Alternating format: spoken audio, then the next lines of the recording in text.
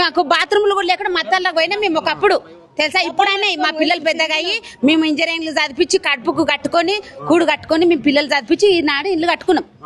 ఈనాడు గులగొడతా అంటే మేము ఎట్లా చెప్తాం సార్? ఎందుకు ఇస్తాము? మేము కన్న తిప్పలు పడ్డాము. మా పిల్లలు గింత గింతన్నప్పుడు కడుపులు వేసుకొని పట్టుకున్నాం. కిరాయిలు ఇళ్ళ గుడిసెలాలు ఉన్నాం. కొన్ని రోజులు ఉన్నాం మేము. నిన్న మన తెలవయ్యే వరకు ఇళ్ళని గులగొడతాం జీసిప్ తోటి. అంటే అదేం లెక్క?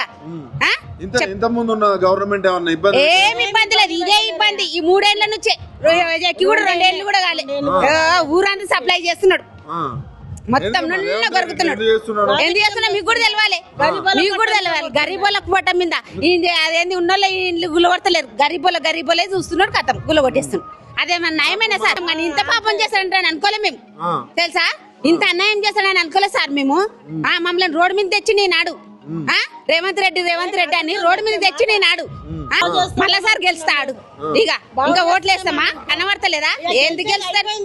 గెలిచేది అయిపోయింది. ఇక అయితే మా జోలికి రావద్దు.